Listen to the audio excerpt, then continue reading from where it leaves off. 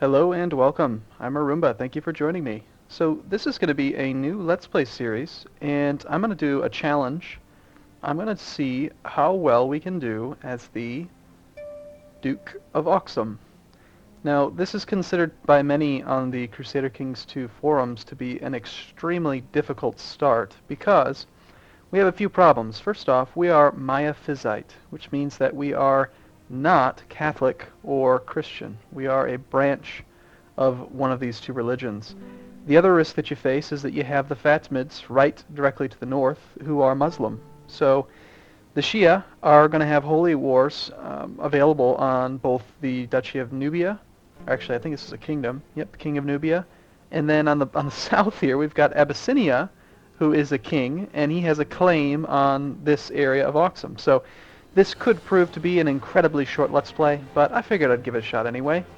In order to give ourselves the most possible, the best possible opportunity for success, I am going to use the character, or the ruler designer, so we can have some fun with that as well. And so let's play around with this. So let's randomize a few times, see if we can find somebody we like. Ooh, he's got a big chin. I like the facial here, features here. So we got, I wonder if there's anything we can change here. We can modify what he's going to look like when he's older and younger. And how do we change that facial paint? I don't know if I can. Well, I'm not really too worried about it. We'll just pick, sure, eeny, meeny, miny, mo. Got a big old beard, rocking the beard. Now we can do a custom coat of arms here, which I'm not too experienced with this, but let's play around with it for a second. Let's see, I want to go with the, just a single solid coat of arms. And let's see if we can find one that looks nice. A tree. Sure, we're going to grow into the Fatimids' land. That's the plan. We'll go with the tree. We can modify the colors a bit. Looks like these are the two colors that are used. So let's go with, I like green. How about green and red? Sure. We could stick an emblem right on top, but I think I'll just go with the tree. Green for life, red for blood. So next up, got to pick our attributes. Now, if you've never used the ruler designer before, I'm going to stick with the name that they've given me. Actually, let's just randomize it a couple times. Because I'm not too familiar with the names of characters in this region, and I think it'd be very strange if I named him like Frank Smith. That just sounds strange to me. So we'll go ahead and use the standard African type names. I do want to change my education trait. The two that I definitely prefer the most are the diplomacy education traits or the stewardship education traits.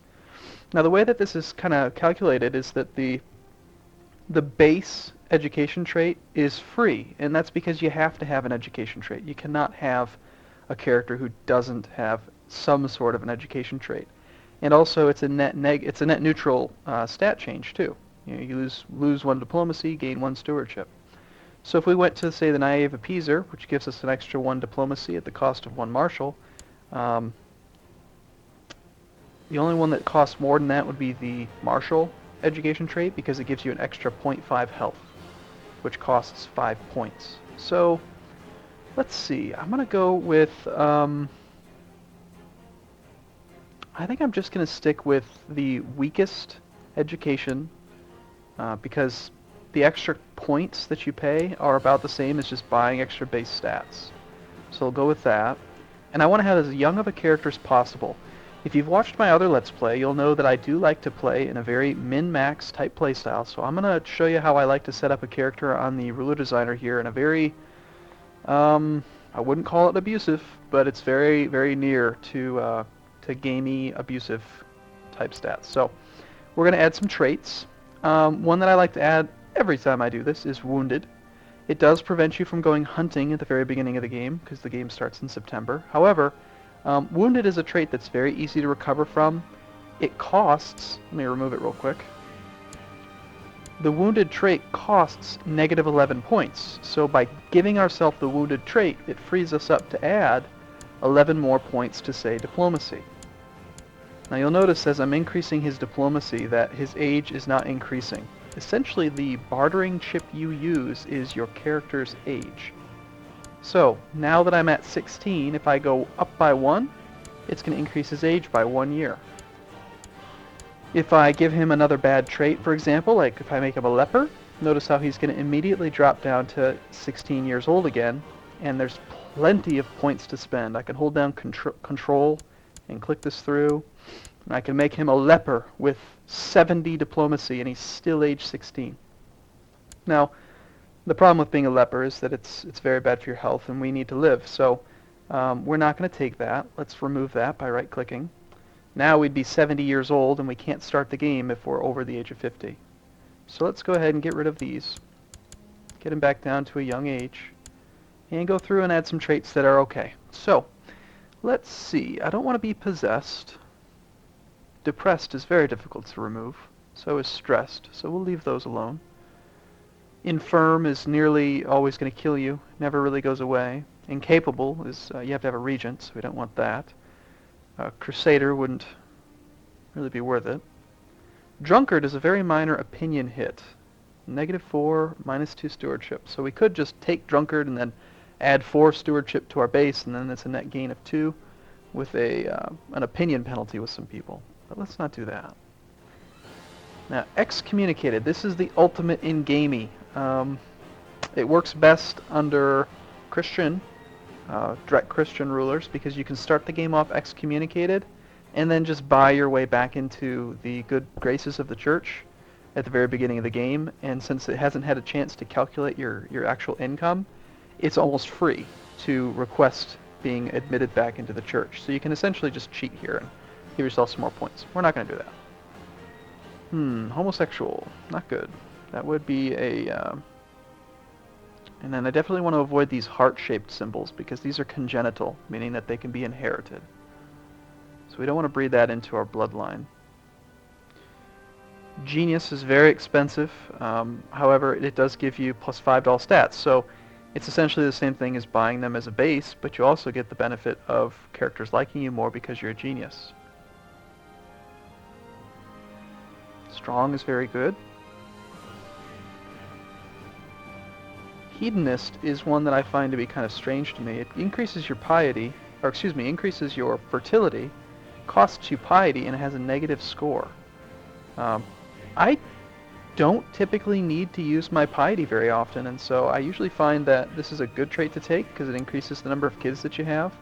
And since we're technically playing as a Christian ruler, I'm not really worried about having a lot of kids. If you're playing as a Muslim, you usually want to avoid hedonism just because it causes a lot of problems with your, what's it called? Already forgotten now. It'll come back to me later.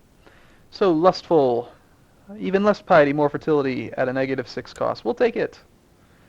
Gluttony, I don't like. Greedy is one that I don't mind because it increases your annual income. So we'll take that. Slothful. Now, this is counterintuitive. I'm going to take slothful, and here's why. Notice it costs, it's -15 points. We lose 1 of each stat. If we take this trait and then buy back 1 of each, we've just offset the cost of slothful, and we still have an extra 10 points to spend. And what I'm going to do is very early in the game, as soon as we've recovered from our wound, I'm going to go on the Grand Hunt and proc the Diligent trait. When you have the Diligent trait, which is the polar opposite to Slothful, we will remove Slothful and gain Diligent. So this is an easy trait to remove by using the Grand Hunt event. So what else do we want to take? Kinda like to have. Makes people like you tremendously. But we're not going to have very many vassals in the beginning, so... Now, patience is another one that I find to be just... I don't understand the scoring of this. It's -1 points, gives you 4 extra stats, and increases your defense in combat. It's a huge win. I personally think this should cost points, not be free. We'll take patient. Craven we will avoid. Brave is a great one to have, makes people like you more, as well as gives you extra martial and moral defense. Content. See, the content and ambitious traits are very important when you're dealing with your vassals, but when you're playing as a character, even if you have the content trait, you can be incredibly ambitious. You can declare war on whoever you want. You can be very aggressive. So I'm tempted to take content. In fact, yeah, let's do it.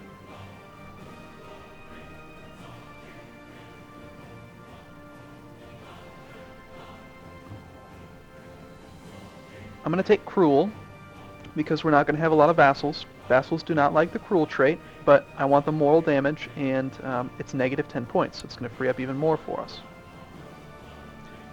Now, these are Muslim traits here. The Mujahid, I'm not sure if I pronounced that right. Hajjaj, however you'd say that, Anhaj, Faqih, Hafiz, Saeed. Don't take these if you're playing as a Christian because it doesn't make any sense. You won't get any relationship benefit from anybody. Pilgrim is not used in the game. It's kind of a placeholder. I think it's going to end up being in at some point in the future. And then this is, again, the Saeed and Mirza are also going to be traits that don't really affect you if you're playing as Christian. Now, we're likely to get scarred right away after we recover from our wounds, so we're not going to pay for it. So I'm pretty good. I think those will be acceptable traits. So now, we can see here our health is actually at 4 instead of the base 5 because we have that wounded penalty. Our fertility is very high, so we're very likely to have kids. I don't want to start the game with any kids because it'll be so easy to make new ones. So I'm going to basically now try to balance out our stats, get a lot. Notice how I'm still 16 and I have a base of 16 of everything. So next I'm going to hold down Shift and go up by 5. That'd put us at age 35. We could have monstrous stats like this. And now I'm going to reduce some of the ones that I actually don't care too much about. Like learning, I think is important. Intrigue is a very powerful skill, but we're not going to have a lot of plotting to do because we have a small court and we don't really need to murder people like we had to do in my Republic Let's Play. So we'll lower that a little bit. Stewardship, very important. Diplomacy. I would say that, can we pick up any of the military traits? I didn't see them when I went through. Doesn't look like we can start the game off with them. So, I'm going to probably lower Marshal, even though we're going to probably be the person that leads our armies. And I'm going to bump up Diplomacy and Stewardship. Those will be the two that we really prioritize the most. Because we need the money. Unfortunately, we're not going to have any. That's one of the biggest challenges to this game start, is that there are no mercenaries to hire in this area. So it's just what we have as far as our own personal levy. So Diplomacy and Stewardship will give us alliances and make it a little bit easier for us, hopefully, and we'll go with this. So let's go ahead and say finish and play. Now, I'm going to quickly refer you to my other Let's Play. I'd recommend you watch the Republic Let's Play first, since it's the first one I recorded. A lot of the basics of the game I did cover throughout the first 30 episodes or so. This one, I'm not going to go over that same material, just because it'd be quite repetitive if you've watched the other. And so, I'm probably still going to cover things, but it's not going to be quite as in detail as the other, I hope. So let's take a look at what we got here. So, you can see here that the King of Abyssinia has a de jure claim on all of this land, and our land falls right within it. So he is probably going to declare war on us pretty soon, and we have an option here. Now, he's Ethiopian, we are Ethiopian as well. Now, here's the option. We could try to take over his realm, right? Like we could attack him and take his land. And if I did that, I could then steal his title and become the king. The problem with attacking him is that if I attack him and he attacks me, we're going to destroy each other's armies. And then when the Fatimids decide that, hey, look, there's some land to the south, let's go kill it, we'll be weak, and they have a monstrous army. I mean, right now he has an army of 8,000 men. We have an army of 900. So he could look at us and sneeze, And, oh, actually, it looks like they did add just a couple mercenaries into the game. That wasn't there before, the last time I tried this. So, we don't want to attack each other. In fact, what we're going to do is I'm going to go to diplomacy and swear fealty to him. He is the same culture as me, the same religion as me, and he's in the area that I want to have anyway. And so I'm going to swear fealty to him, and then I'm going to plot and steal his throne. So that's going to help solidify our land and hopefully allow us to push off the Fatimids. Now we need to select an ambition. Let's choose get married, because I'm going to get married right now. We need to get married, and we can press de jure claims on these two, apparently, should be ours. Our advisors are terrible. We've got one here who's better than the current. Well, let's look at this. Fortunately, we have 4 holdings, all castles. This is a big difference to my other Let's Play where we were playing as a republic, and we always had cities. So we'll have a much more powerful levy, but much lower income. So let's do this. Where do we get the biggest levy? It's even across the board. Let's go ahead and train troops. And let's improve diplomatic relations with who? Do we have any castles? How much do you like me? You don't like me.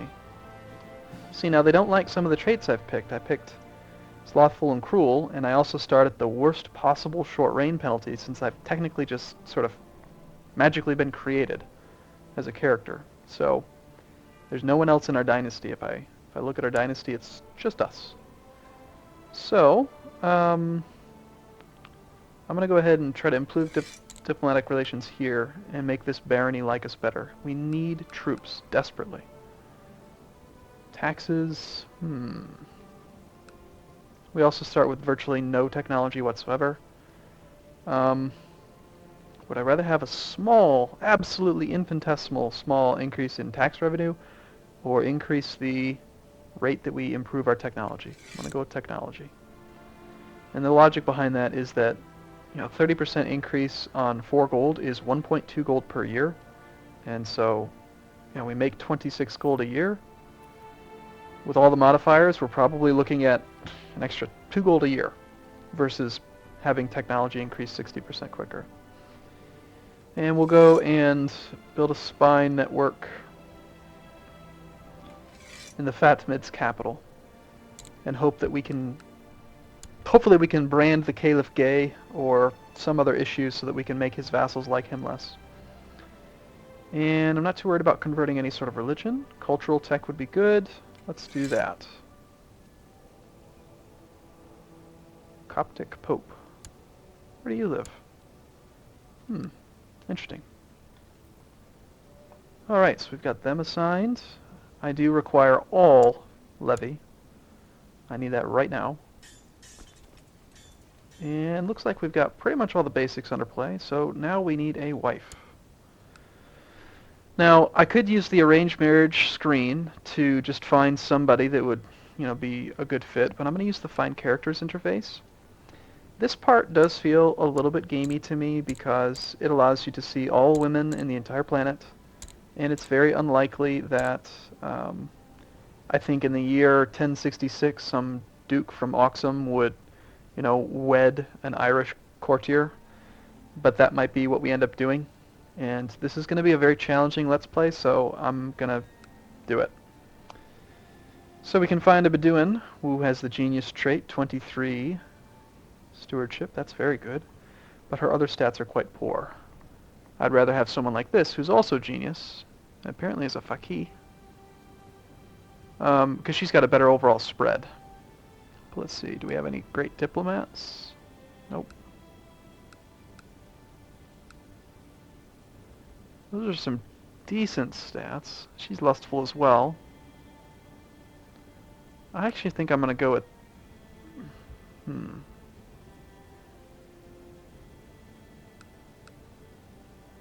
What happened to the other genius? There she is. I think I'd prefer to go with this one. She's 16 years old. She's got the genius trait. Fortune builder's pretty good. So she's very fertile. We only get one wife, so I like these stats. So we'll choose you. propose that Duke would get married. Ah, I see, this is new. This wasn't in here the last time I tried it as well. We'd lose 300 prestige to marry her. What about this one? Ah, so they have balanced it a little bit better than before. So there would be a significant penalty for doing this. Let's see, what if we sort by rank? Ooh, Duchess of Tuscany, would you like to marry me? No. She'd prefer a matrilineal marriage.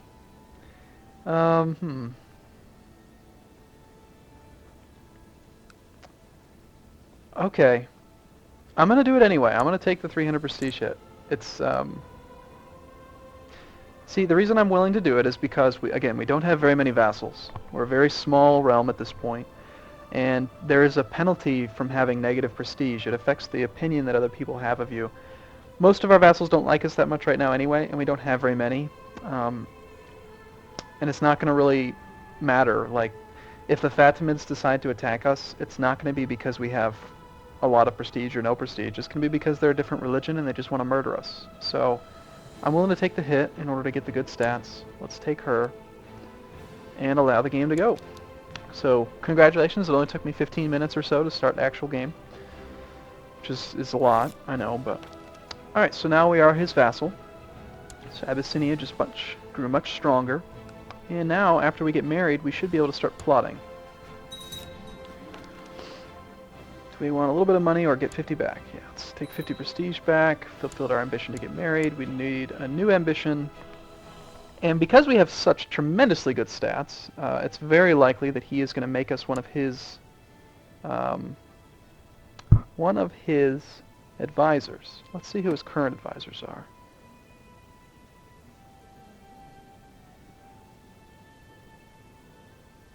There's the Chancellor. So this guy's the Chancellor with 11. Obviously we could beat that. Let's see, who else is your guy? There was the Chancellor. There's me.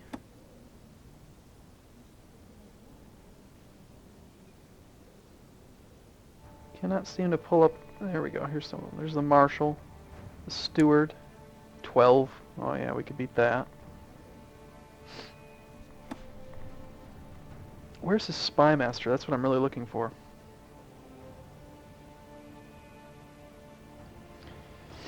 The reason I want the Spy Master is because that would make it easier for us to steal his throne. I don't want to make my wife Spy Master because then I wouldn't get the extra stats. If you make her your Spy Master, you only get... You can't have both the half of her intrigue for being your wife and plus 12 for her being your advisor. You only get the larger of the two, so it would actually reduce our... That'd be about an even trade to make her our Spy Master.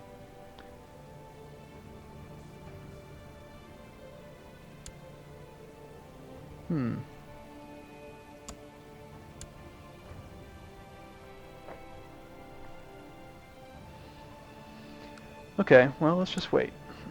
I do need to pick an ambition.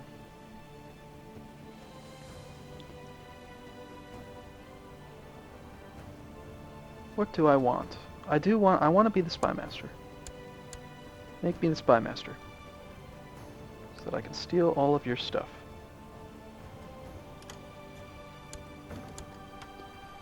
He wants to make me Chancellor. No. Make me Spy Master. Wants to lower, he wants to raise crown authority. I'm okay with that. It's going to make his vassals like him less, which will make plotting against him easier. And this guy would like to be my steward. He is better. The current guy is not a count or anything, so there's really no penalty to do it. Let's go ahead and make that happen.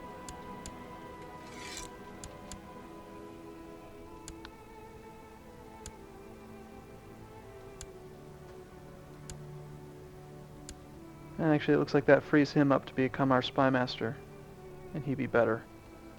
Plus, now that we are a vassal to this character, I want to start scheming. Let's do this. Let's see if we can create a faction. No, we don't have a claim, so we can't actually do much.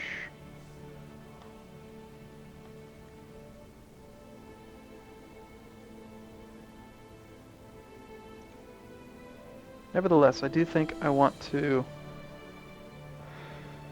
Oh, I just don't know. We'll build a spy network there again. He's a little bit better, so he's more likely to make it happen. We've got to still have that huge prestige hit, but we're going to gain prestige quite quickly. About 12 per year. It's not going to take too long to get it back. And we're very young, 20 years old.